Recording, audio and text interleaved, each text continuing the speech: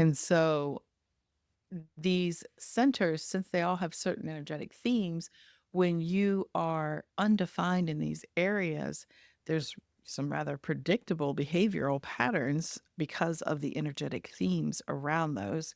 And so those themes become sort of that not self theme. And really, I think, especially when you're first starting, it gives you kind of a wake up call. But even years down the road, you can keep coming back to these themes and being like, oh, okay, there I go again.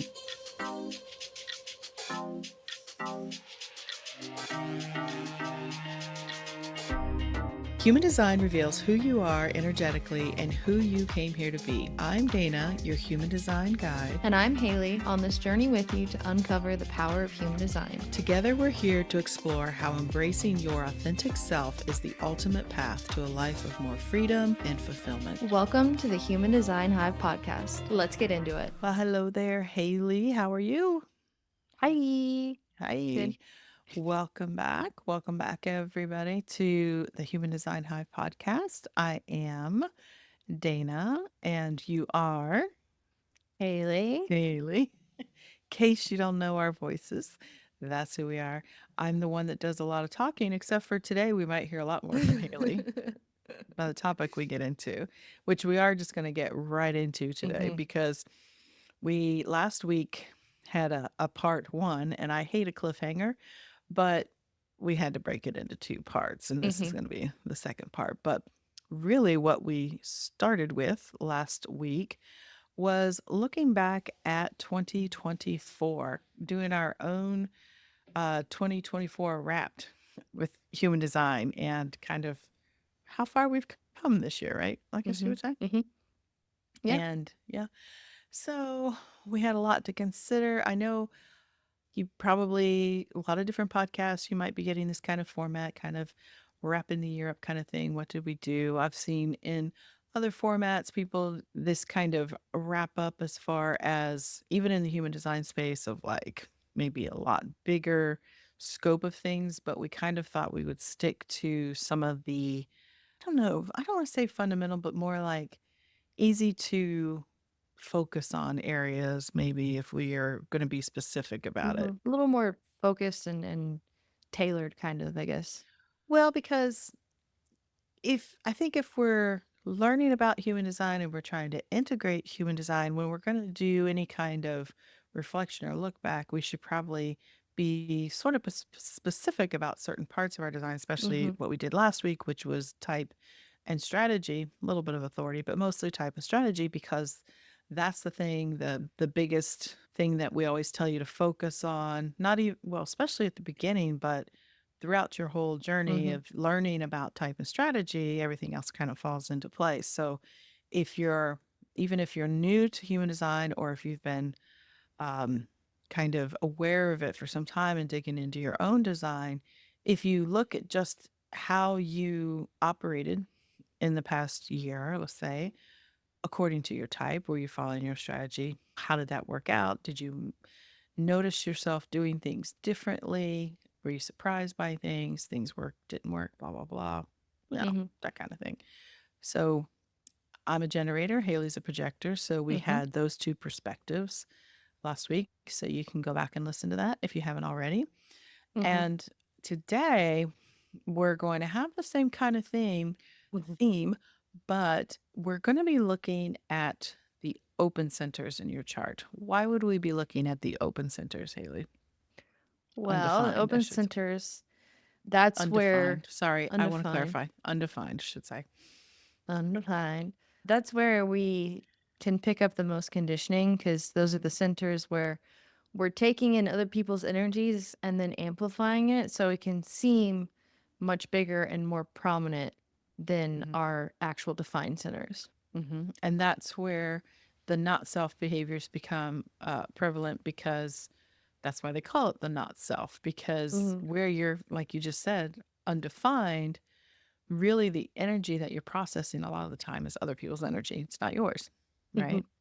And so these centers, since they all have certain energetic themes, when you are undefined in these areas, there's some rather predictable behavioral patterns because of the energetic themes around those. And so those themes become sort of that not self theme. And really, I think, especially when you're first starting, it gives you kind of a wake up call. But even years down the road, you can keep coming back to these themes and being like, oh, okay, there I go again. Because you might think, well, I don't worry about things that don't matter to me anymore in general. But Mhm. then if you're really checking yourself and paying attention, you might realize that while you're making dinner, you're certainly thinking about something that doesn't concern you and you're trying to solve other people's problems in your head because for some reason you think that's your job, but it's not. So we thought we would go through these centers and we kind of retouch on what those themes are as far as the not self behaviors and really look at your own chart, see where your openness is in your chart, and ask yourself these questions. Reflect on the situations or experiences you had this year, and especially if you've been actively trying to decondition, kind of give yourself a little, uh, you give yourself, what am I trying to say? Some Uh, grace. I was going to say it's like a little grade book. No, it's not what I want to say. It's if you've been actively trying, you can kind of see how far you've come, maybe, or the progress that you've made by reflecting on center by center and seeing maybe if you did things differently than you used to or where you can improve. So Mhm. now, as I said, we'll hear a lot more from Haley today because she has a lot more openness in her chart. I have three undefined centers, and Haley has uh, 5. five. Right? I was like, oh, I'm scratching my head. Um, five. So, but the good part is the only overlap really is in the will center. We both have the will center undefined because most people have that undefined, Mhm. larger part of the population. But so even though we're we're co-hosts, we're mother and daughter, but our Mhm. designs are different enough, very different actually, that you get this well-rounded perspective. Mhm. But we did make note one day that even though our designs are very different, projector, generator, you're a 6-2, I'm a Mhm. 4-1, I'm emotional, you're not. We only have that one center in common, but we do when we get together, which is soon. We'll be in auric Mhm. contact together again very soon. We have one of those 9 and 0, nowhere to Nowhere to go go. relationships, which means when we are in auric contact together, all of our centers are defined, Mhm. which is pretty cool. I mean, I think, but that also means just we have a tight bond. It's harder for East. others to get in there. And, but we do, we let them in, but we do kind of have our own little, I guess when we're together, we do kind of have our own, um, Our own understanding. I think so, because we always talk a lot, especially in a room with everybody else. We just kind of always know exactly when to look at each other Yeah. for whatever reason. I'll have to Mhm. look at your brother and I with that too, because we do that too, That may be especially with your y'all's dad. genius to freak channel. Maybe at the dinner table, he sits directly across from me, and your dad is off to my right, Ian's left. And I can't tell you how often either what's something we heard or something he says, we just boom, it is like lightning fast to just look at each other and be like, "Do you hear that? Yeah, I heard that." We're pretty good at that. So, anyways, all right, let's stay. Oh, sorry. Let's stay on topic. All right, so let's think about these centers. So, general reflections overall before we start. I'm just flailing my hands everywhere. I'm sorry. I just realized I was just. Um, I'm just used to it. It didn't even phase me. okay. When you're looking at your chart, if you don't have it yet, oh, I'd also say, I forgot one more thing. We now have a new home for the podcast over on Substack, Mhm. which Mhm. hosts the podcast, but also um, you can subscribe over there. And if you subscribe to my Substack newsletter, the Human Design Hive newsletter, you will get these episodes delivered directly to your inbox when there's a new one. But also, you're going to have a little expanded content on the episode. And in this case, there's going to be all these reflection questions, which there's going to be a lot here because it's 9 centers, Mhm. but you will be able to see that on Substack and go through the questions yourself over there if you like. If you want to play along with us as we go, certainly grab something to write with, journal down, stop, pause, whatever you want. Make sure you know your open centers, and we'll just go from there. So, Mhm.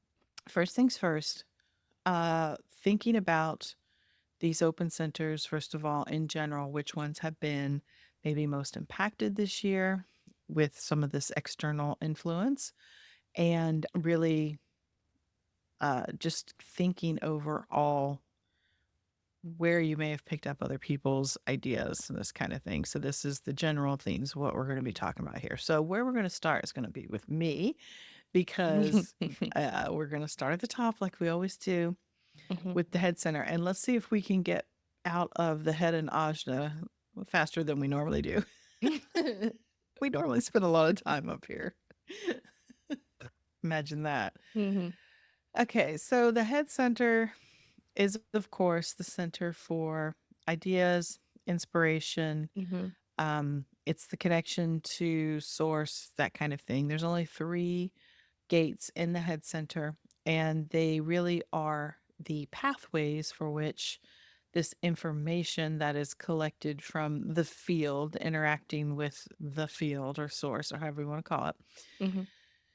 other people, is going to either move through a logical circuitry, abstract, more experiential circuitry, collective circuitry, or knowingness circuitry. And so the head center is what they call a pressure center, right? Mhm. Mhm. And so when it's undefined, it tends to put pressure on the person with the undefined center more than it does other people. It's a little more uncomfortable and it creates this pressure of feeling like you have to know, or what they generally say is you're thinking about things that don't even matter to Mhm. you. Like you don't need to, because let's why would this be?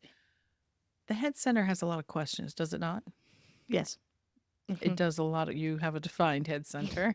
Mhm. It's always questioning, and it's where all the who, what, when, where, why kind of thing Mhm. lives, right? Yes. And with an undefined center, there's a tendency to want to answer all those questions who, what, when, where, why, like all the time. Mhm. And so, some things to reflect on as you're looking back over your year. Um, and you don't have to stop and do this once a year. You could do this once a week, once a month, whatever you want to do if you're really working on the conditioning and the deconditioning. Is what are some of the pressures, or how much pressure have you been feeling, or did you feel this year to be certain about things, to have the answers to things? Maybe you felt pressured at work in team meetings, or the pressure to find a solution to things. It doesn't even have to be at work, it could be at home, could be with in a relationship, any kind of time that you just, I I see it as this pressure of really, not always aware I'm doing it kind of Mhm. thing. But it's just like maybe you could probably see it on me more than I can see it myself. I probably have a furrowed brow trying to figure things out. Mhm. But and then so have you felt those pressures? Where did you feel them the most? And then how did you manage this kind of pressure, this feeling of um it can be almost overwhelming trying to think about how to answer the question. Mm. And what if you don't have an answer? So I thought about this as far as personally, because your dad and your brother, who I'm most in auric contact here at home, Mhm. they're undefined there as well. So it's not as much pressure. But it made me think about I You was gonna know, ask, I was curious about that if you felt more or less pressured around someone that has a defined head.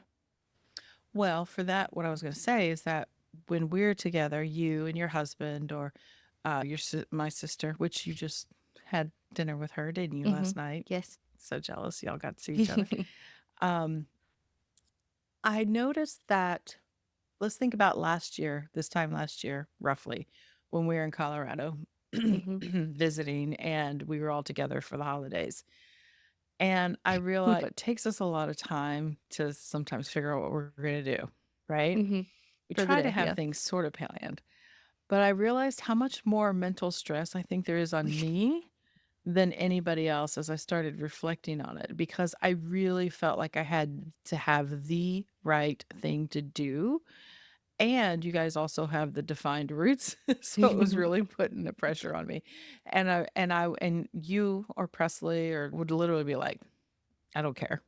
That You would be know, Presley. your dad was probably outside the room. Ian was probably in his room. It's really just us and Lakeland trying to figure things out. And it's subtle, but like I said, I don't always realize I'm doing it. But when I tap back into those experiences of, because I know there's defined heads in the room, Mm-hmm. as I reflect how it felt. And it does feel like an uncomfortable pressure to have the right answer to make sure that it's the right thing, so that whatever the outcome is will be better because I chose the right thing to do. Does that make sense? Mm-hmm. Yeah.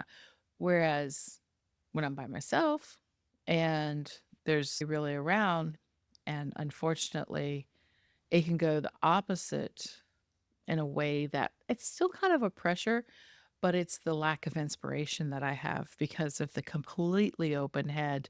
There's Mm-hmm. so many things I could be thinking about or focused on, but it's a very different feeling. It's looking for something to focus on, and it's hard to find Mm-hmm. it. So that's why I usually go for the dopamine hits and things that are just more exciting. That's just my Mm-hmm. thoughts. Anything else to say about that? I know you don't have an open Mm-hmm. head, so it's hard to understand. Just ponder that, especially if you have an undefined head and people in your environment, if there are people that you know have definition there, pay attention to maybe how you feel there sometimes. But also, since we don't know everybody's design yet, Mm-hmm. Mm-hmm. you could just notice how you're reacting in different environments and maybe take that into Mm-hmm. consideration, that there's a good chance that at some point you're going to be out there in the holidays, especially shopping, you're out in the environment, that there are going to be instances where you are going to be feeling that pressure of wanting to know. And so maybe think about putting some or creating some personal boundaries with yourself to protect your mental space. Either before you go out, realize that maybe practice being more mindful of what's actually going on in your head instead of just blindly following all the random thoughts that are there. If that makes sense. Mm-hmm. And to realize that it's just a pressure that you really need to check in with yourself and evaluate if the importance of it. How do you do that? Strategy, trust how you're feeling, tune into your body, see if it's just like something that really needs to be taken care of, or if it's just, is it even your problem? Ah. Yeah. So, as such, moving on to the Ajna Center, because they are so closely tied. If you have an undefined Ajna Center, then you're going to have an undefined head center, because there's Mm-hmm. just, you have to, right? It's the only option. It's the only option. Yep. Can't have a defined head without a defined Ajna. So, there's the undefined head creating the pressure to answer the Mm-hmm. questions. And then the undefined ajna wants to be certain that it has the right answer. Okay.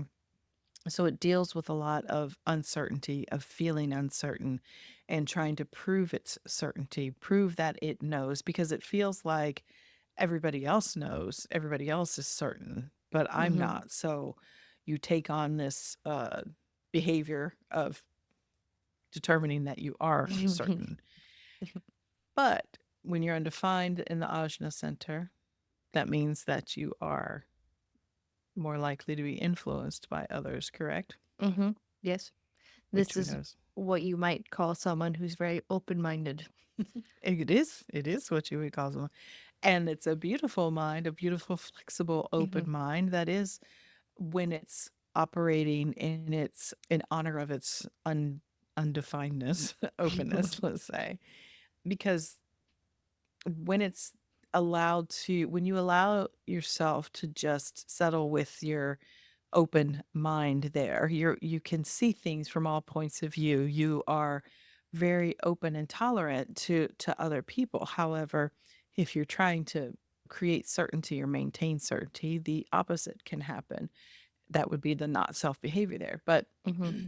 as you're thinking about your undefined ajna center, looking back, were you influenced or have you been influenced this year by other people's opinions and beliefs? Did you tend to question any of those? Did you have things that you were maybe like determined to stand by and then maybe realize that wasn't even your belief to begin with? Mm-hmm. Because I think that happens a lot, and I think it's happening more and more that people are so craving certainty and community and all this other stuff. It's a dangerous situation we have these Mm-hmm. days with the prevalence of not just social media, but now all the ways technology is being used and manipulated by bad actors to influence the way we think and what we believe. And you have to really,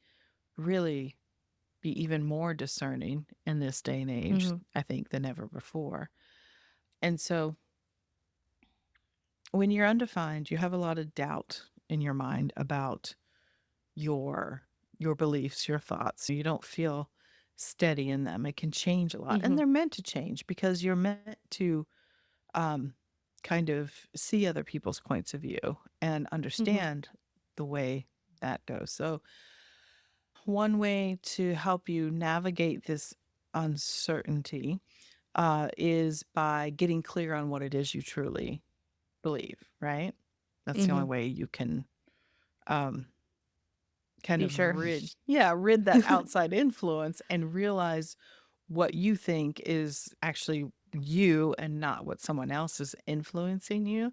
Mm-hmm. Um, because one way to do that, a good way to do that, is through just good old fashioned journaling, writing it down, questioning your beliefs. Maybe the next time you feel yourself getting rather worked up about something or feel very determined or feel very close or even challenged in your beliefs, if you can take a step and say, wait a minute, is this Why? really what I believe? Yeah. Why do I believe this? Where did this come from? And that's a big move because it can start unraveling a lot of things. It And that can be may have, scary. yeah, it may have happened this year. It once it starts, it's that pulling that thread on your sweater. Mm-hmm. Oh. It just starts to unravel things, and that could be challenging for sure. Mm-hmm. But it can also be very liberating because may have found this year that there were things that you needed to let go of, and maybe you did. Some limiting beliefs maybe you picked up around work or money or career or even certain people in your relationships, your families. Mm-hmm. Did you start? Because, I mean, like I always say, until you start questioning why you believe what you believe, you're believing other people's beliefs. You are defending other people's beliefs, I So many think. beliefs and I beliefs. know.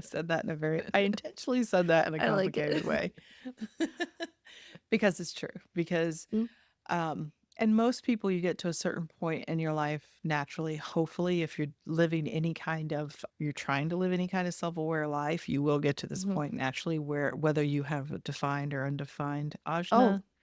yeah. Yeah.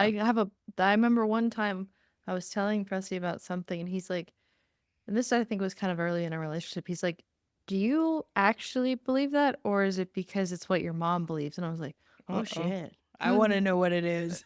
I don't remember. I mean, we do have a lot of the same beliefs, me Yes. and you. But it How was s- it was opening to me. I was like, "Oh, I don't know." Hmm. I know. I always forget when we have these conversations. I am the one that implanted so many of these potential beliefs in your mind.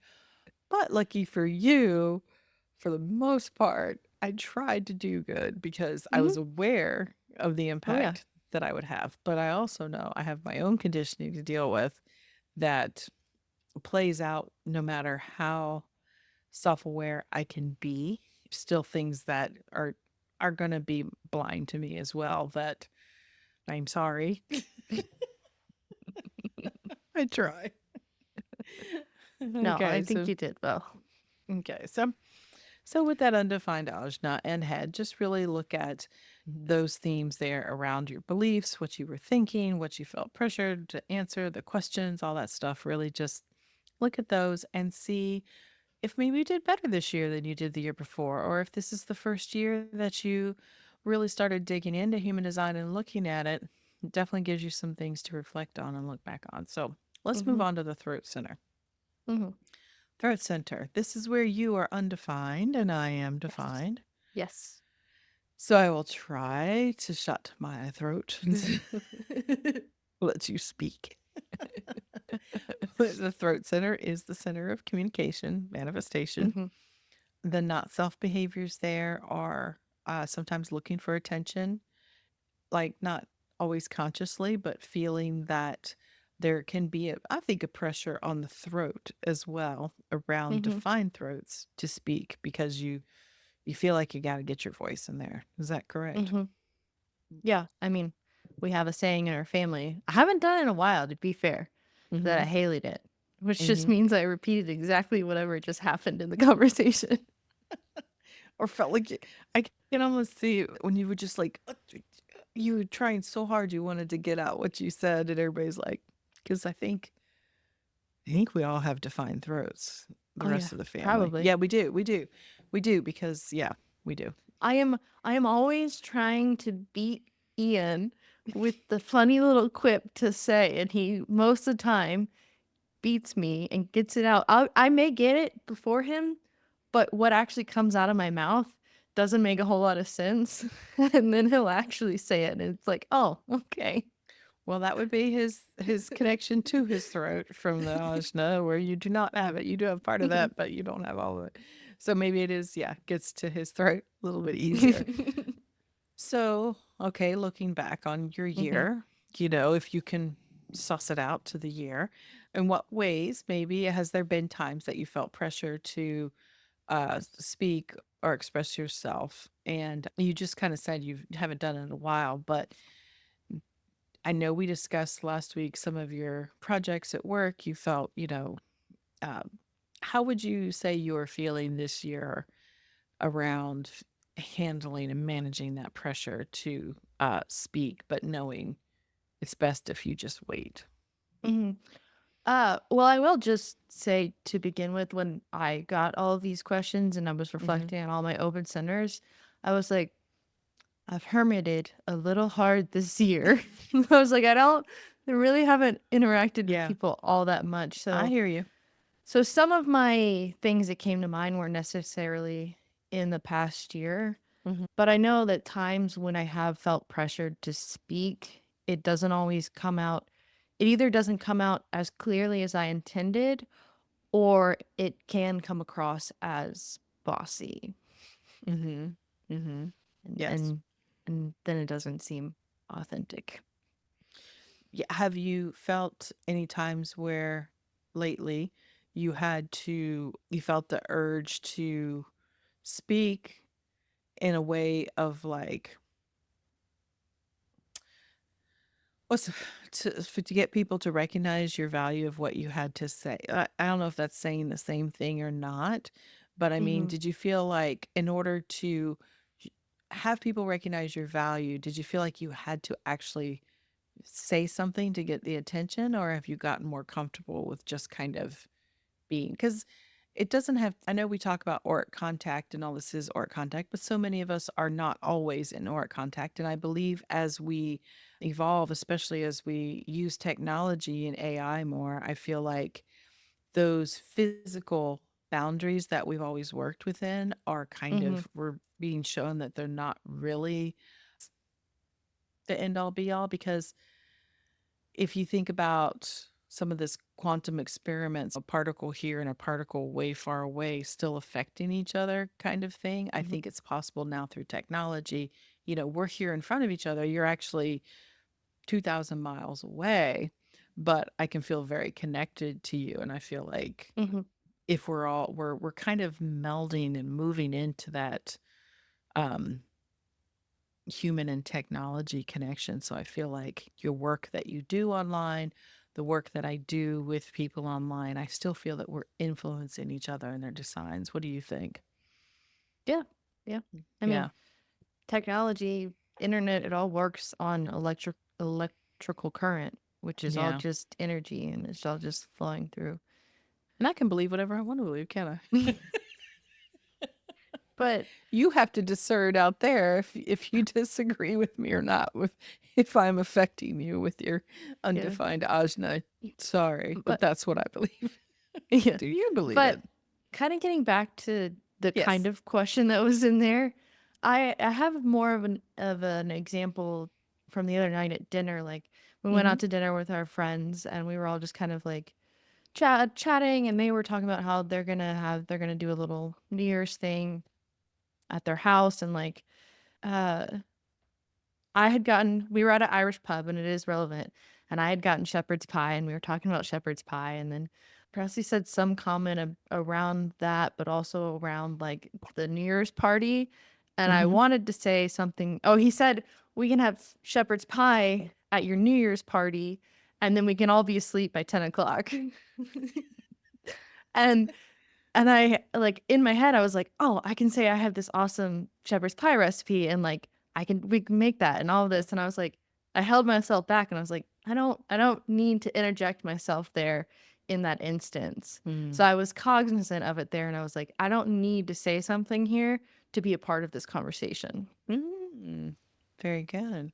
That is interesting because that's a big awareness because quite often you want to just contribute. Not you. Hmm. I mean, I think I would. I'd be like, oh yeah, I know. Especially if I am comfortable with the people, I tend to Hmm. hold back more if I don't know them that well. I'm still gauging the whole got the Yeah. feelers out, gauging how everybody's acting. But that is interesting. And it's Presley has an undefined throat as well, but who knows what the dynamics were in the room at the time. But because I think even when you guys are together, it's still both of you have an undefined throat. I can't remember. But anyways, at least you got to say your part about it. Then we can all be in bed by 10:30. You're like, I like that idea too. Yeah. Uh, so, and this may be an example you already gave, but do you have any instances where you were able to use your voice when it really mattered, when you really felt heard? And I think we talked about some, I don't know if that was last year with your work Hmm. projects and stuff, or if there's other things, or even in your personal life, or you shared your thoughts really authentically, like giving feedback or just talking with a friend or anything. I mean, I think the best example, I kind of touched on it in last week's episode about being the projector, but those projects that they were trying to, for my work, that they were trying to move to Mm-hmm. Poland. Mm-hmm. And I just kept voicing, because I knew it needed to be said. I just kept voicing my concerns on like, these really can't go. Like, we need them to stay. And I just kept voicing it and voicing it. And eventually they heard it, but I stuck with it because I knew that it needed to be heard. Mm-hmm. Yes, I think it's a good example. And then they did finally come around. Hmm. But so if you listening have an undefined throat, like I said, Haley's been actively working on this, I think, for now that she's realized the dynamics at play here as being a Hmm. projector with an undefined throat. Or even if you have a defined throat, sometimes if it's not motorized, you can feel some of this pressure too. But it's definitely more for people with undefined throats that really feel that pressure to speak and to grab attention. And Hmm. because the not self behavior is this fear that you'll never be seen, no one will ever call on you, no one will ever ask you for your opinion. So there is so much like need to have these behaviors to it's like look at me, and so you've been working on, not that you've always been, you're not like waving your hands, look at me kind of person. But um, I've definitely been working on being aware of that. And so if this is new to you as you're listening, you can think about how can you start speaking from a place that is more aligned with your design if it's undefined, especially if you're a projector, it's doubly so Mhm. of waiting for recognition. But the throat center, uh, or if you're one of the other types, a generator or manifesting generator, following your type, seeing when it leads you to certain situations. Are you responding? Are you being recognized? Are you letting people know? And really playing around with that, first of all, but then also just really making the intention to maybe always, no matter what, pause and reflect before speaking. Like you did the other night. You said you felt the urge, but you took a beat and asked yourself, or maybe was it even cognizant? What you, I mean, were you even really aware? Was it fast or did you go through a It was process? very fast. Hmm. It was like I had the thought and then I didn't say it, and then kind of reflecting on it either like a little bit afterwards at dinner or the next day, I was like, I became more aware of it. Hmm. Yeah, because I think we all have that experience of just saying the thing, Mhm. and then you go back afterwards. You're like, God, what did I say? What did I Yeah. sound like? What did they think? What were they thinking? Oh I my think God. even like when I took that beat and didn't say it, I think it was because I could see how the conversation reaction would go from there, and I was like, we don't need that. I'll just stay over here and look very wise and compel them to ask me for my opinion. Because that's really what happens eventually is like the less you speak, a lot of times, Mhm. the more interesting you become. That's You're the energetics at mysterious. play. Yeah, it's the energetics at play too. Okay, so let's move on to the G center, another one of your Mhm, open centers. mhm, Center for direction, they say, identity, love, mhm, self love in particular. And so this one might be a little more difficult to suss out. But so I know you haven't been around a lot of people mhm, necessarily, and you don't necessarily know. And Presley does have a defined G center, so that's going to, which is common in a partnership relationship that one person may have it defined, one may not, because it's a very strong electromagnetic kind of together there between, you mhm, know, G centers, also spleen centers, because with that sense of when you're undefined, your sense of identity and everything can be more fluid. You can kind of be a social chameleon, be in different mhm, friend groups, be different people. And so when you are always kind of looking in an unconscious way for this kind of security, this sense of somebody like giving you that sense of, it's almost like I liken it to a grounding, or it makes you feel just kind mhm. of more solid, like Yeah. you know who you are in this relationship because they know who they are, type of thing. Mhm. um and so did you notice, for you listening, you would, if you have an open undefined G center, did you notice yourself adapting to different people, different environments, your own identity, or what was going on based on those around you? And for you, Haley, I would ask the question, did you notice any differences in certain groups that you're in this year, or interactions with people outside of like Presley's influence, or I don't can't really remember what all you did this year. Honestly, Made I new can't either, friends but or I did there was one instance, where Mary, who's our friend one of our friends that lives here, she had a bunch of her friends from college, like, Mhm. 3 of her friends from college come and visit her one weekend, and so, like, I went out with them, and we went to dinner, and Mary ended up going home early because she wasn't feeling well. So I like ended up hanging out with these girls that I had just met that night. And Mhm.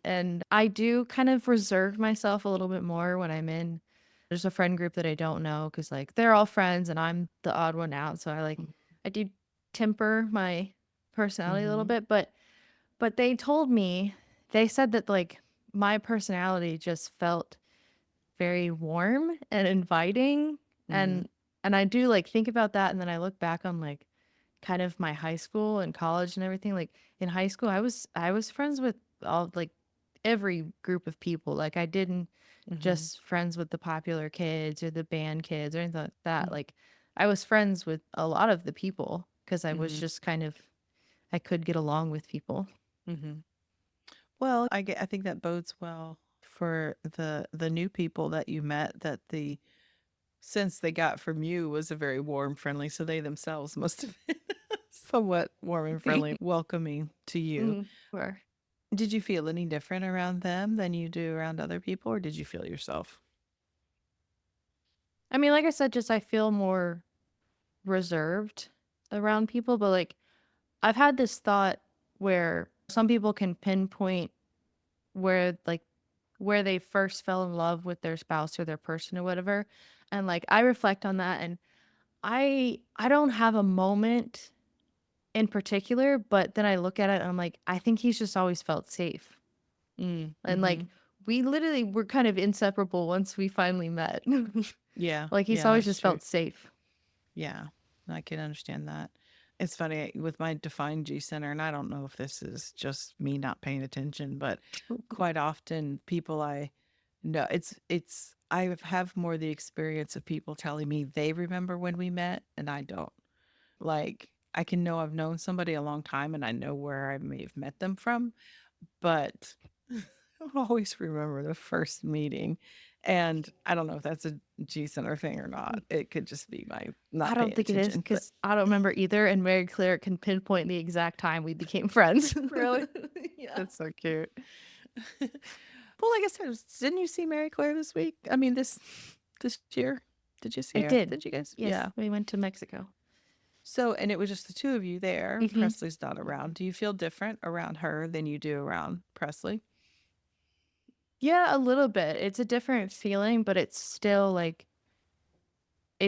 a love, but it's a Mhm. different, it's like a different wavelength almost. Well, I would hope so. All right. So now I don't think this one really applies to you because I think you're doing okay, but I will pose the question to those listening. The undefined, if you did find yourself adapting or drifting or getting yourself away from maybe who you think, not who you think, but who you feel you are, you felt like maybe you kind of lost yourself somewhere with someone.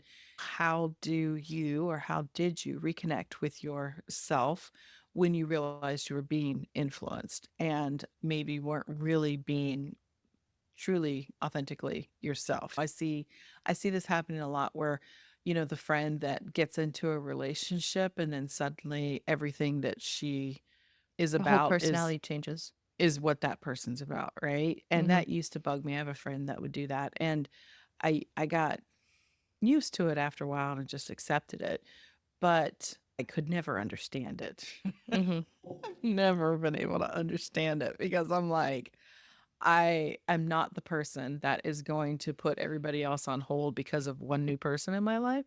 But some people do that. The couples that have to do everything together, that kind of stuff. No, total full body rejection of that notion. But if that is something that maybe happened this year, how were you able to reconnect? Are you still in that process? Do you require getting time alone? Like what helps you get back into it? Is it being in your space or just reflecting on the experience? So just kind of, what do you do to get back into touch with who you really are? And did you find this year that there were also people or environments that you were in that really you felt most closely aligned to who you feel that you truly are? And reflect on that and just notice that the areas where you felt most at ease, or maybe even places where you felt more the most creative, the most able to just relax and be yourself. Hmm. Thinking about those places, thinking about those people, and maybe setting your intentions for the new year of how to create more of that in your life. Because the important thing for an undefined G center is to find those places that feel good because environment is so very important to you. If you are not feeling comfortable or if you're not feeling yourself, wherever you are, you're in an environment that may not just like be unhealthy for you, which we try to go to these extremes like, oh, it's healthy or it's unhealthy. It Mhm. just may not be the best place for you to be. Like the opportunities that you're looking for may not show up in that place. And that's why you're getting that feeling of it's not quite right because the Mhm. direction you're going in life, this situation is not going to help. Does that make sense? It doesn't have to Yeah. be like so dire and everything's toxic. It's not like that. Right. It's just like It's just finding not the, quite right. yeah, finding the alignment. Because remember, the G center is where the monopole is. Mhm. The monopole is what's attracting to you those things that are going to help you go the direction you want to go in life. And so Mhm. it's a little bit more fluid when you have an undefined G center and you've just got to really feel your way out a little bit more. It's less, not set in stone, but consistent than with the G center. Okay. Mhm. So now we can move on to everybody's favorite little center, especially if it's undefined, that seems to rule your life. At least it does. At least it does mine. The will center, aka heart center, aka ego center.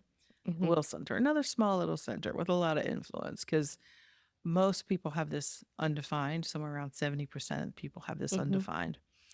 And so this is the center of, well, ego is one of the things there, willpower, but it is about your interaction in the world, in the material world, as far as how you manage things like that, how you, there's tribal energy there, there's a lot of that there. And one of the big themes in the undefined will center is this need to prove yourself, always feeling this need that you have to prove your value and your worth. And Mhm. this center, learning about it was one of the most eye-opening things in human design for me, was realizing the influence that this has in my life and has been kind of, yeah, running the show in a lot of behaviors I was not cognizant of because I would never consider myself that as someone who's looking for your approval, like at least from Mhm. the outside. But if I'm honest about it, I really see that, yeah, I do operate in a way that is trying to prove my value, not in a desperate way, but then like, um, taking care of people, being the person to say yes to things to help people out or whatever, or show that work a little bit harder than someone else or do a little bit more, or just try to prove that I'm worth your money or your time. People that, especially if you're in business for yourself, tend to undervalue what you Mhm. have to offer, which is definitely something that I um, have done and do and continue to work on at all times Mhm. is to like not put everything into one offer to make it worthwhile, to make it worth your money. So that's a big one. So you could ask yourself with the undefined will center, were there situations this year where you felt the need to prove yourself? And did that impact how you felt about yourself and your self worth? There's a lot of struggle around self esteem in this center because it's the, this was another big revelation when they say you don't have willpower, which Mhm. is kind of an easy out, but at the same time, it's a little bit true. They say you shouldn't Mhm. be making promises that you can't, well, you should never make promises you can't keep, which is, before I learned about human design, this was something I'd already been working on is Mhm. if I say yes, I gotta mean it because I used to like say yes and then just fucking bitch my head off about how much I didn't want to be doing something or blah, blah, blah, but because I said I would do it. But I feel very strongly about keeping promises that I make. So I'm very mindful about the promises I try to make. Mhm. Although I try not to do it very often because I'm aware that it's a little bit more of a challenge. Doesn't mean it's impossible. But so, maybe you took on extra work that you shouldn't have this year, but to show that you could do it, or you felt, that you had to, only to maybe burn yourself out or feel exhausted. Has there been anything when you're reflecting back on your year with your undefined will center where you felt pressured to live up to that or to try and prove something to anyone? I had a Even thought and I Go ahead. lost it, but there Even in your was working out crowds or gaming, any kind of stuff that you've yeah. been doing this year, do you feel like you anything? I think sometimes I feel like I have to prove myself to Presley Mhm. because he can be a lot more driven in things like in specifically ways that he's always trying to improve himself, which is very great. And he Mhm. wants me to do that because he wants me to better be a better version of myself too, which is Mhm. great too, but I don't always want to do that.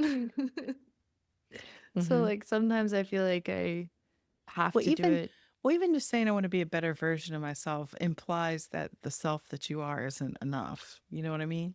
Yeah, I mean, I I believe get in that. self improvement as well, but at the same time, it's like really pulling that apart to say, I want to be a better version of myself. Well, what's wrong with me? Yeah. But there was a time the other day where he was trying to he was grappling with something himself because it was along those lines of or it the more the example I can think of is he can be a lot more competitive with things. Like if he's gonna Mhm. commit to do something, he's Mhm. gonna do it the best that he can. And Mhm. That's his gate 51. I'm not always competitive like that. Like I can Mhm. be competitive in things, but I'm not competitive in everything. Mhm. And so he understands that and he knows that that's something he has to reconcile with because Mhm. it bothers him. And so he's aware of it. He knows that it's something that he has to work on, but it still Mhm. frustrates him and annoys him. Mhm. Yeah, you got to question why am I feeling this?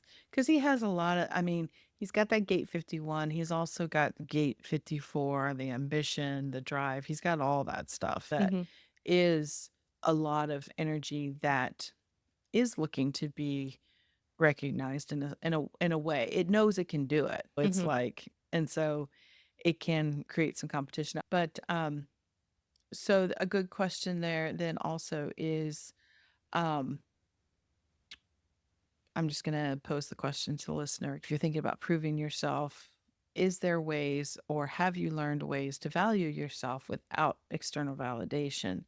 And this is a tricky one because there is so much, especially in this day and age, of this external validation. Because we used to, I think, be able to live a lot more private lives and we didn't feel compelled to share everything about our lives because Hmm. there was no social media, but there is a lot of that comparison going on because of what we Hmm. see online by people whose sometimes little Which literal is jobs, yeah, yeah. Most of it's is fake. to Just yeah, put that yeah. out there.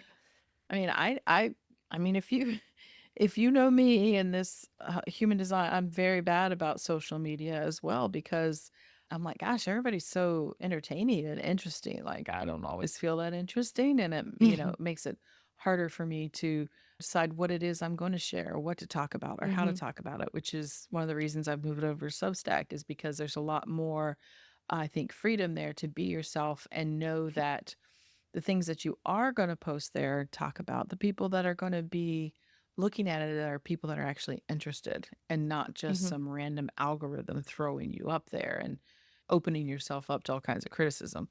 But I think that, if you're going to say, how do you value yourself without external validation? For me, in order to get back in touch with that, does require some reflection, or I use tapping a lot just to kind of take the emotional charge out of certain situations. Like I would feel, this wasn't this year, but I would feel, this is a funny example. Going to a training for EFT, I remember afterwards, or it was when we were on a break, I realized I was having this very anxious feeling that was, because I think the other people that were there that I was like training with were therapists and they had like real careers. And I was just me, Hmm. a hobbyist, I guess, of sorts. I didn't have an already existing practice. And I was feeling that less than, and I was feeling while I was in the group, I was trying to appear that I was maybe more professional than I was in the sense that, and I was getting in my head and I was having all these proving behaviors. And I would have to, that's how I would get not rid of a lot of that, but kind of mitigate a lot of that is through tapping. I would just have to start tapping, acknowledge how I was feeling, that I was feeling this need to prove myself, and Mhm. it really helps you kind of release that emotional insecurity and everything around it, so then you could then put in more positive things to think about or contemplate or Mhm. affirm to yourself. Are there anything? Is there anything? Do you ever have any practices that you go to when you're feeling a little less than, or you feel like you need to kind of shore up your own sense of personal self worth? Mm, I think for me, it's either like just actually getting outside and like moving my body, I think helps a lot of times, Hmm. helps me get rid of that. But also, I think like physically creating something Hmm. because I solely want to create it and I like doing it, like my little crochet projects. Hmm. Those are really meditative for me. And I Hmm. think really help me come back into it because I can see what I'm creating. I can literally see the work that I'm creating. Hmm. No, I love that. I love that you said that because I think I don't know if I said it on the podcast. I think I did. I don't remember. Maybe I said it somewhere. But from another creator coach I saw online that says to just to go and create something to remind yourself that you can create things, whether it's like you said, you're crocheting or I'm making a meal for my family, to prove to Hmm. yourself that you can make things and you can make beautiful things and useful things. So I love that you kind of go inward into that creative space to kind of just get back in touch with feeling your own value and worth and seeing what you Hmm. can do things. So as you move into the year, uh, maybe setting those intentions to keep checking in, honoring your boundaries about what you're willing to commit to and not, what you need to do in order to maintain your own sense of self worth and value, and what kind of practices can you routinely participate in for yourself that helps shore that up so you don't feel the need to always be proving. But also, just really, all of this is going to come down to starting to have a really, really mm, keen sense of self awareness, or really cultivating that witness perspective to see yourself and what's happening in the moment. It's just going to take a lot of present moment awareness, which is tricky. Hmm. It's not impossible. It can be done, but maybe cultivating more of that throughout the year. Okay, let's move on to the solar plexus, another one for you that's open. I am defined. This Hmm. is the emotional solar plexus. We always call it the emotional center because this is a lot of emotional awareness is. And people who are undefined here are some of the not self behaviors run towards, they say, dishonesty. And what that means is not that you are an inherently dishonest person. It means that when you are in contact with people who are emotionally defined, they're the emotions are felt more intensely by the Hmm. emotionally undefined person because of that amplification.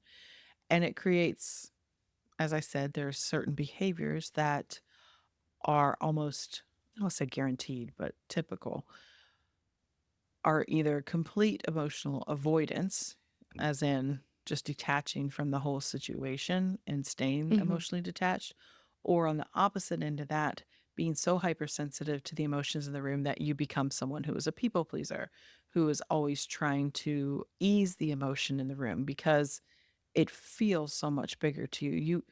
Whereas the emotionally defined people in the room might be like, they're more comfortable with feeling the intensity of the emotion, the ups and the downs and everything. They're aware of it happens all the time because they have their own emotional waves. They have their own sense of feeling. They don't like run away from emotional reactions a lot of time. Hmm. So when you are the undefined person, if you're people pleasing, it means this is where the dishonesty comes in. It means, are you being truthful in the situation to what's right for you, or are you just saying or doing things that you feel are going to ease the situation, are going to make it better, not Mhm. expressing your own needs and your own emotions because of the dragon in the room that is the emotional person? That's the only thing that came to mind. It's just like this dragon. You're like, oh my God, please stop. So, for yourself, have Mhm. you felt any big emotions from people this year that you felt uncomfortable around? Not this year, but I do. There was one instance that came to mind. One of the times that I was home, I believe it was last year, Mhm. where it was like at the end of the night, we had been watching TV, I think, and then Daddy said some stupid comment, and it really upset Lakeland. Oh, And I thought you were going to say and me, and I was just like, oh no, sorry. no, no, no, it really upset Lakeland. And instead of I didn't in that instance go She the is route. emotionally defined. Yeah, Yeah, she is defined. I didn't go the route of people pleasing in that instance. Hmm. I went the route of the dragon in that instance. I Hmm. remember that I blew up on Daddy so forcefully, and I was so annoyed with him and so pissed off. I can't even. It's so stupid now because I don't even remember the comment he made, but Hmm. I think that was me reacting to Lakeland's hurt, her emotion from that, and I went Hmm. I amplified it, and I think I went a little protective on it too, and I just bit his head off with it.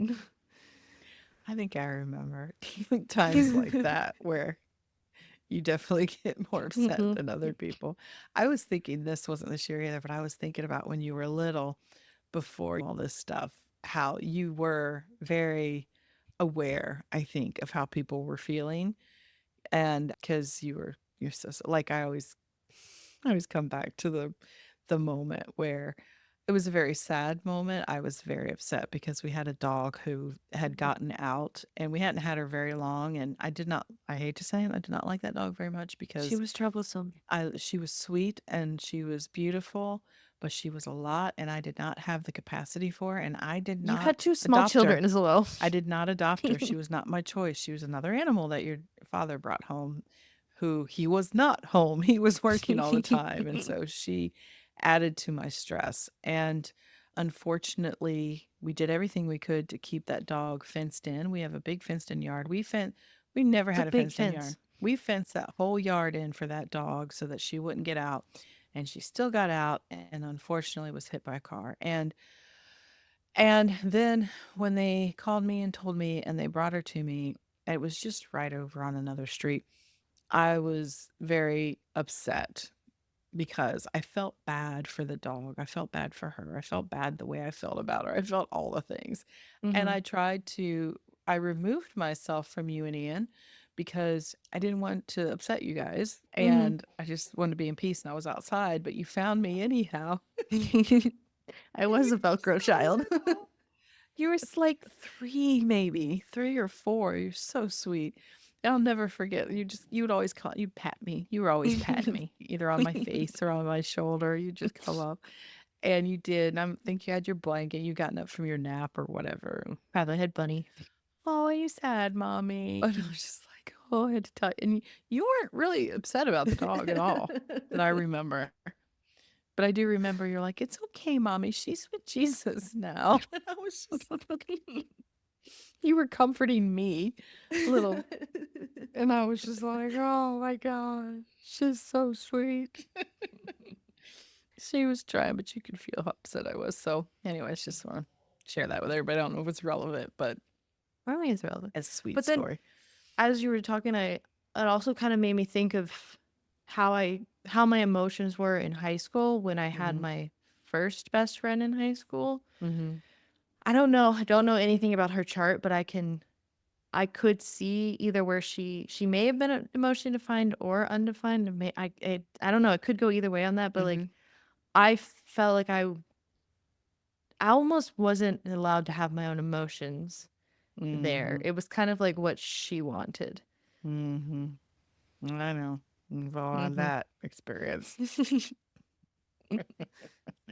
But you always knew when she was mad first, though, right? Yeah. You always know for sure.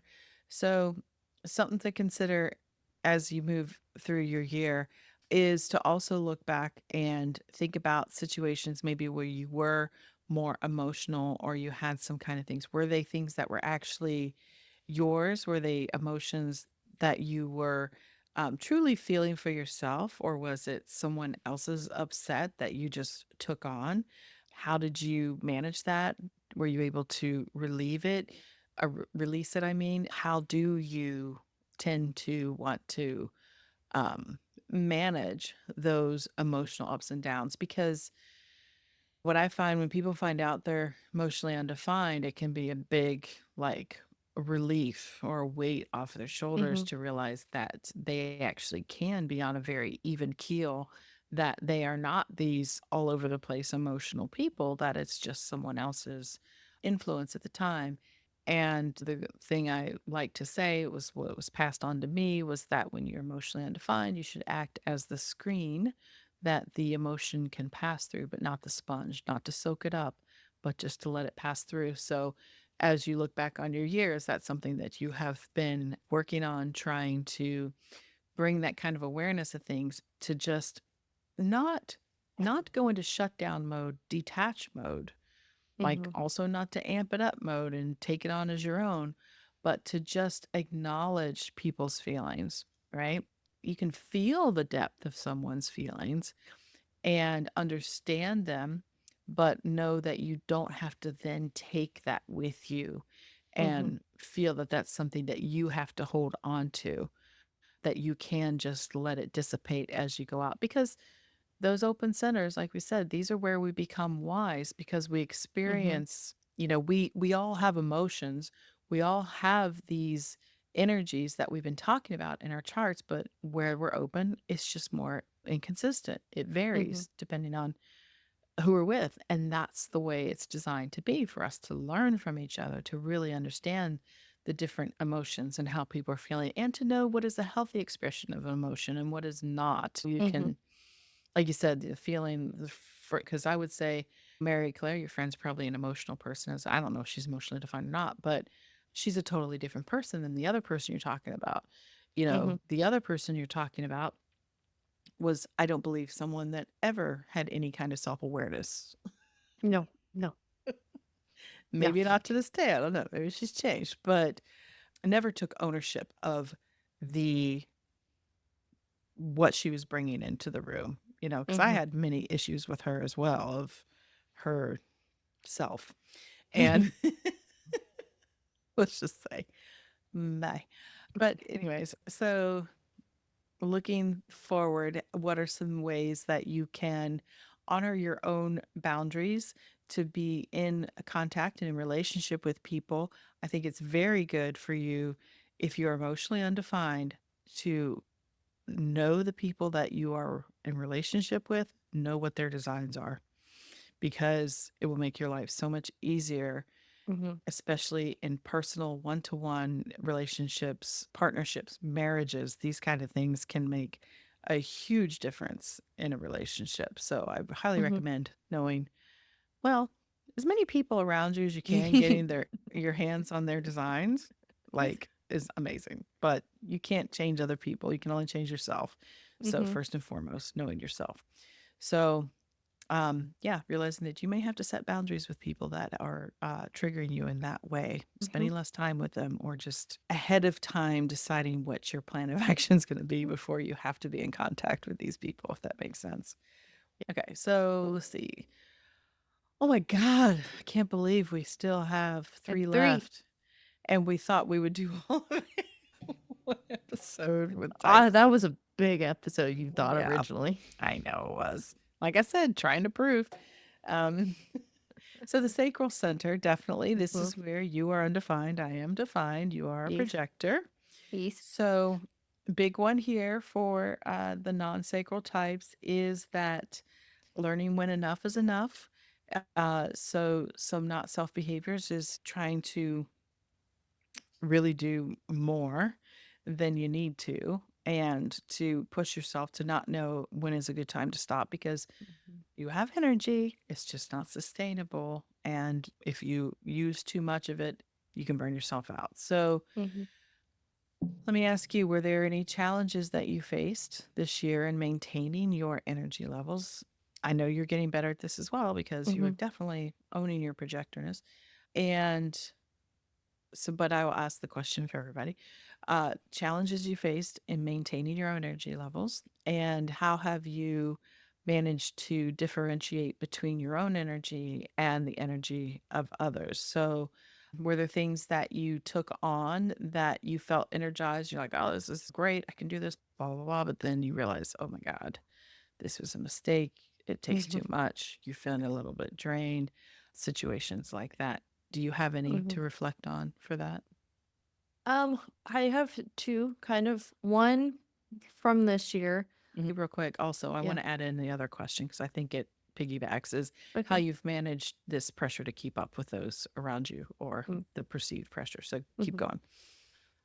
So the one that's more relevant from this year. So in 2025, Presley wants to do a 70.3 Ironman or a half Ironman, which just a Kilometers. yes, So yes. But it would, I mean, it's like it's a triathlon. It's swim, it's bike, and it's run. use a And for like generator. for like maybe 3 days, I was like, yeah, I could do not that length, but like a much shorter one. I could like because they have like a sprint distance triathlon, which is way shorter distances. For like 2 or 3 days, I was like, yeah, I'm on board. I can do this. And then it passed, and I was like, yeah, no, I'm not. I don't want to do that. I was like, nah. But I think the other one that I kind of had in mind, that I think what really opened my eyes the most on overexerting myself, because like I've always kind of seen the like overexerting yourself with the sacral energy. Like I've always equated it with like actually physically doing tasks and Hmm. stuff, like physically doing things. But I Hmm. think what kind of opened my eyes the most to it was when we were driving out here to move us out here. Hmm. And I remember we were walking, and I think the second night, the hotel we were staying at, I remember we Hmm. were walking in the hallway, and I was so fed up with everything. And I think I told Presley and Daddy several times to fuck off. I I don't was, remember. oh, you should, because you like literally, you looked at me and you're like, you've like, you told me in, I can't remember the exact words, but basically you're like, you've projected too hard. Like, I you are think that was the so night that your overwhelmed. dad and Presley and I went back out and I think like so. to the lobby, and you were like, "I'm just staying in my room." I was Yeah, like, "It's okay, you're tired." But I no, was not you so were over it. driving the whole time, so you were actually doing something. You were I know, driving the whole but it day. like it that never equated in my head to Hmm. Being like tired. overexerting myself, because Hmm. that didn't seem as exerting or as Much uh exertion. yeah, because I mean it was just driving, but it that was like the biggest thing that kind of really opened my eyes to what it felt like to be overextended. Hmm. Because did you feel? Because I think we did leave you alone. I think it was the second night we were like, because the Oh, I next day I turned think into a we real got to bitch. Colorado. Yeah. Because I were like, oh, she's tired. We're just gonna go back out and play some pool. I think, and we were just down the Yeah. hallway. But let her have a shower. Let her cuddle with the dog. Let her just chill. It'll be fine. But I love Yeah. that now of having that awareness that because it used to happen without me knowing you were a projector. It used to happen where Hmm. suddenly Haley would just like shut down mode. You're She real just mean. gets see it on your face before anything else. You get quieter. You just start getting like shut down. Yeah. But now you know Sometimes what that get that to a is. point. That words are even too much energy. Yeah. But now you know what that is more. And I think it's easier to feel it coming on. Hmm. And like we've talked a lot about here on the podcast, that you've definitely gotten comfortable with knowing that you don't have to keep Hmm. up with and not that you can't, but like you don't have to necessarily do all the things that Presley does or Hmm. whatever. So that's something to for the non-sacrals out there listening to really tap into in the coming year. Reflect on where you may have pushed too far, what the consequences were, And as you move forward into 2025, how are you going to prioritize your own energy levels, your own need for more recovery time or downtime in order to also stay productive at the same time? Because what I have seen is that the overproductive projectors, mainly where you see it more, uh, is this fear of, well, one, being seen lazy, or this fear of, I've got to get it all done, because sometimes it's almost like even if you're aware you need downtime, you'll just keep pushing because you're like, if I just do a little bit more, I Mhm. can get it done. But I have worked with people that I'm like, honestly, you need to stop before you start feeling that. You need to step back on the very first. For me, I think for what I recognize it is the moment you start to get a little bit. The word that comes to mind is like punchy, but it's like the bitterness starts seeping in before you realize it. When you start to get like, Mhm. ugh, nothing's working, or ugh, this is so unfair, or you just start getting really just irritated or blah, blah, blah. That's usually where I say, okay, now's the time you got to step away. And the more you do that, it gets easier and easier for you to kind of not get so close to that point again, because you'll Mhm. realize that if you step back before the thing's done or the project's completed or whatever, if you just stop and either go do something else, go rest, do something that's rejuvenating, and even take a day or two to a week to not focus on the thing, when you come back, you will be so much more productive once you are rested. If you kept going the pace you were going without resting, it'd be like moving through molasses. But if you give Mhm. yourself time to, rest and come back, you're like, you can get It's like so ice much more skating. done. Yeah, you can get so much more done in such a short amount of time, which is what a projector is designed to do, is to be wise about that use of energy, right? Mhm.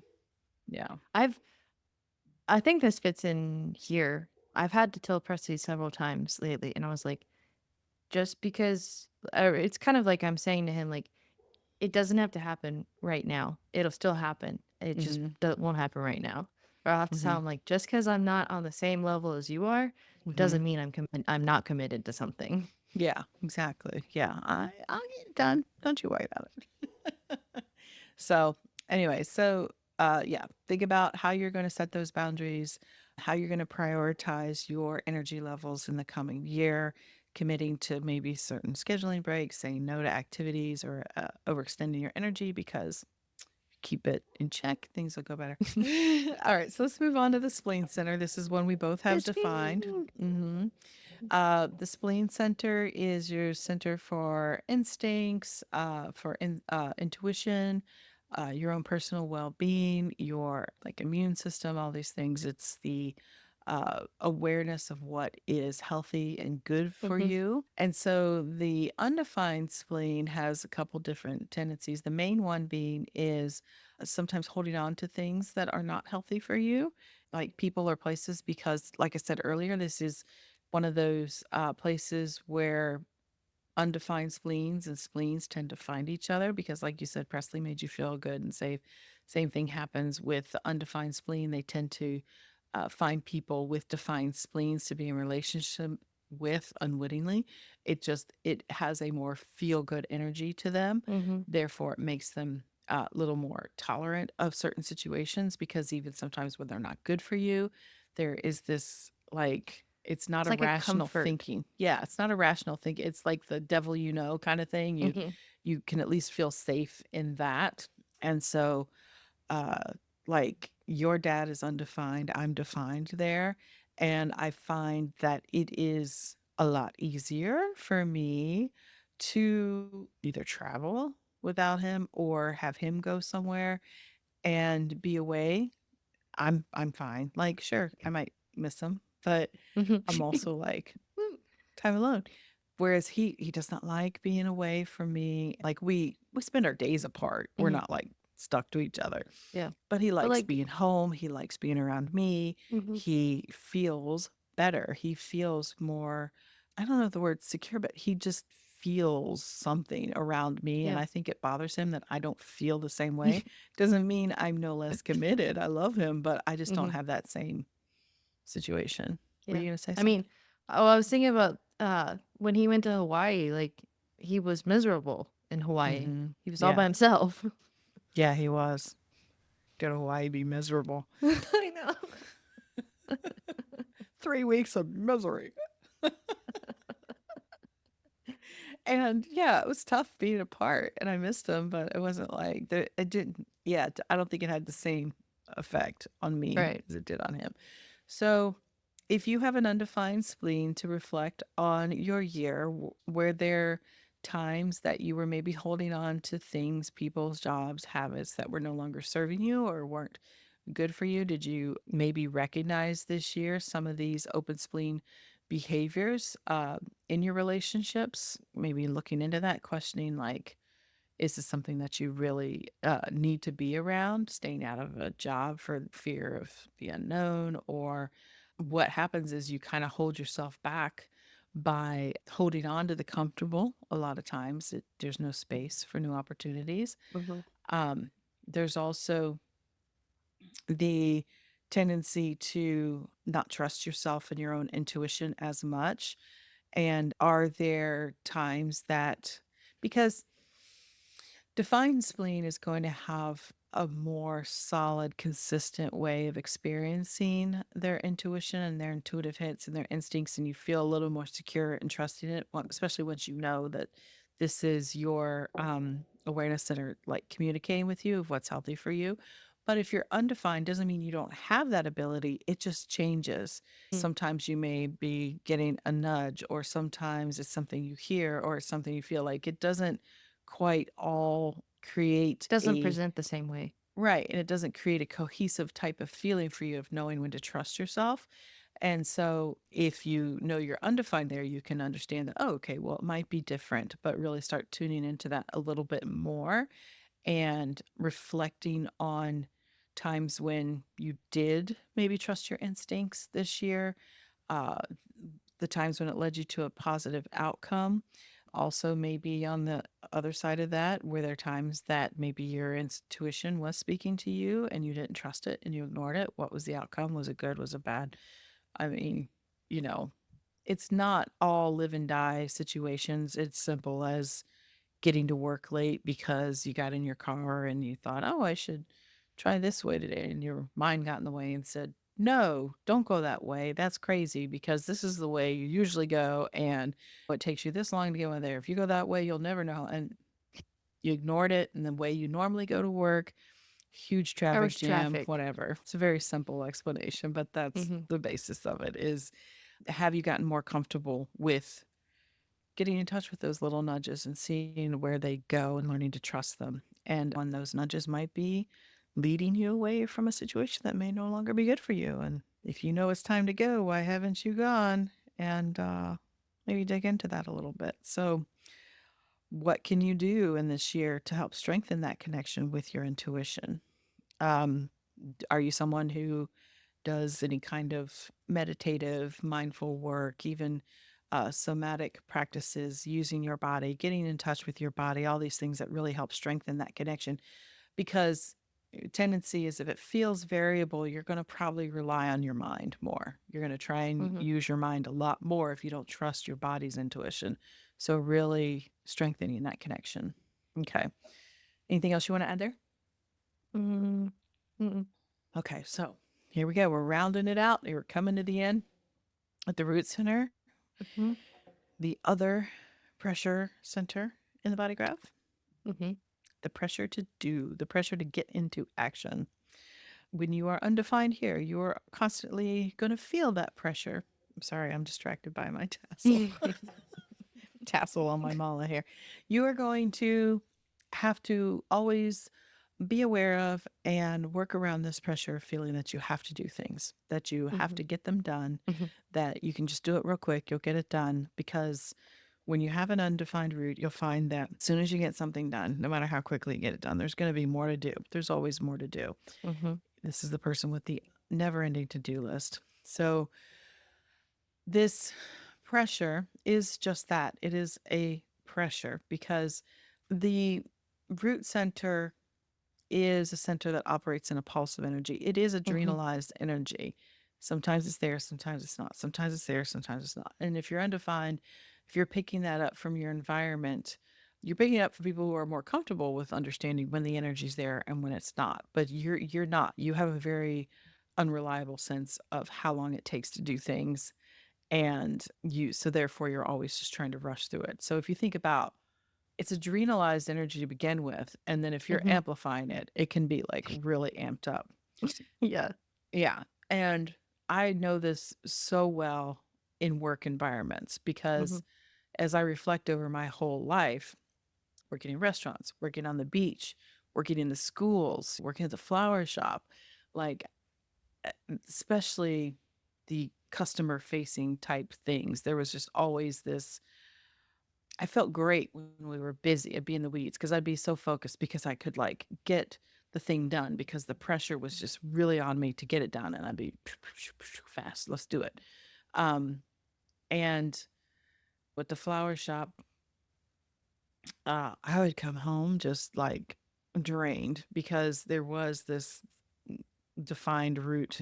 My boss, I did know her design, and she was a projector with a defined route. So it was just like, of course, I was the generator, and she's 25 years or 20 years older than me.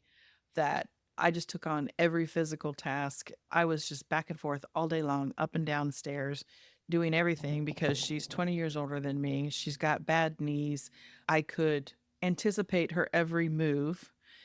I knew what she needed after a year or so once I learned the flowers and everything. And so even though I'd only be there for a couple hours, I would come back just like drained because I had just done everything. I took Mhm. on the responsibility of everything and have really felt the pressure to get it all done. So if you have an undefined route, how have you managed that pressure to be constantly either active or getting your to-do list done or being in a Mhm. hurry? Have you learned to pace yourself this year potentially? Um, Looking back at times this year that maybe you felt overwhelmed by certain deadlines, or, have you learned to manage that pressure by taking big tasks and breaking them down into smaller tasks? Does that help reduce stress? Here's a big one. Do you just not do it? I have found I have been experimenting with that pressure, to be like, well, what if I just don't do anything? Maybe somebody else will do it. Maybe somebody else will pick up the slack. I mean, I had to basically quit my job in order to get away from it. I mean, it was time, but also it was like I I felt the pressure even when I wasn't around it. You know what I mean? Mhm. Do you feel pressured when I'm around you? Well, like I said, there's that mental pressure. Do you feel I extra do. pressured from both sides? Yeah. It's not a bad pressure. Like I feel more when like especially you and Presley together when you come here. I do feel I do feel when we're just kind of hanging out as much as enjoy it, I also feel like we should be doing something. Like not just for the sake of doing something like going somewhere, but just like I get really energized around you too as far as like ideas and inspiration, and I'm always like, let's take advantage of this. Like let's create something. Let's do something. Let's make something. Like I definitely get that around you guys. And I especially I think it's more Preslly I think makes so. me feel like I'm just cuz he'll openly express sometimes, or maybe it's just his look of like I'm going to do something today. Like no, I'm going to sit here and have coffee for 3 hours. Well, I'll let you know already. He's said that when we come to visit, he's like, if we don't have things planned, I'm just gonna work because I'm not gonna sit around all day. And that's fine. I mean, I expect he would anyhow. We don't have things planned. I know. I mean, it's Christmas Eve, Christmas Day, and then one day, and then I don't even know when you leave on Thursday. I don't Early know. Or not Thursday, on Friday. whatever, Friday. Hmm. Early? Okay, yeah. So it's Yeah. one day. I mean, I don't have any plans. I know. But he's already made his expectations clear. Well, I was going to ask if he was going to work any of those days. I thought he might because that's a lot for him to not work for the 7 days you guys are in South Carolina. Not all with us, but anyways. Okay, so yeah, so I can feel that pressure. Uh Mhm. Ian has a defined root as well. Um I don't know that I feel as much pressure around him, but we're not often in the same room, but um I mean we are, but I don't know. No, I don't. It's funny when I reflect on it, I don't know that I feel pressured Well, I around him. wonder if I'd be curious to look if you guys share gates in the root center, and maybe that's why I don't have any gates in the root you don't center. have a single gate. No. Mm. Remember, all my undefined centers are completely open. No Oh, gates. that's right. Mhm. Yeah. So, and maybe that's why I don't feel as pressured around him. I don't know. I mean, I don't have any around you either, but Yeah. um, yeah, Mm. I don't know. Something to consider. Something I'm always learning about. Mhm. Still trying to I figure wonder out and how like articulate the difference between all my open centers and because like I mhm. said, I don't have the experience of undefined center with a gate. So I can read all the text, I can I hear it have from all of people. those. Yeah, I can hear it from people, I can hear their experiences, but I don't know what that feels like. So, I don't know. Mm. But I I do wonder. get it. I'm just comparing more of you and Ian's chart. Like, I wonder how much other overlap you guys have. Like, I know obviously you guys have the Genius to Freak channel, Mhm. but I wonder like what other overlap you guys have, and maybe that's a reason you don't feel as much pressure from him because a Mhm. lot of the other things feel so similar. But I don't know. Mhm. Yeah, something to look at for sure. So, as we wrap up the root center, have you developed some practices, or maybe you can develop some practices that help you deal with stress and external pressures in a healthy way? Like I said, I've been experimenting with just not doing it, see what happens, see if somebody else steps up, recognizing those times when I am feeling pressured. You know, it seems so simple, and you've said it a couple times, and I agree with it. Most often, my way of dealing with any of these pressures, if I can, it's just to get outside, go do something else, Mhm. get some space, get back into yourself, figure out what you're feeling, reflecting on that, processing it, journaling it, maybe using some tapping, any of these things for any of these centers, any of the stuff we've talked about is definitely something that tapping can help with. And really, as you are moving into 2025 and you're looking at it, making sure that you are starting to be more cognizant of when you are acting, like why are you doing it? What is your intention? And knowing that, especially if you have this center and say that open will center, what are you trying to get done? What are you trying to prove? What are you trying to get off your plate just to get rid of it? Is it even yours? Maybe you can delegate, let somebody else do some of these Mhm. things. You don't have to do it all. Just really looking at the energy there. So there's that through all the centers. And so, like I said, big takeaways are getting in touch with yourself, knowing what's you, Mhm. and creating a I don't want to say an action plan, but really it is like an action plan to start understanding where your boundaries are, where you want them to be, how you can start reinforcing those. And they don't, I always, boundaries, we talk about them, always feels like it's so like cutting yourself off from people, but I feel it's more Mhm. of an embrace of your own self. It's like giving yourself a big hug and protection, a boundary around yourself to realize that you are worth the space you take up, the things that you require in life, the amount of energy you have. Like you're just as entitled to live in a healthy space as anyone else, and Mhm. to learn to start taking up that space in your life. And anyways, so anything else you want to say there? That was pretty good. Yeah. Okay.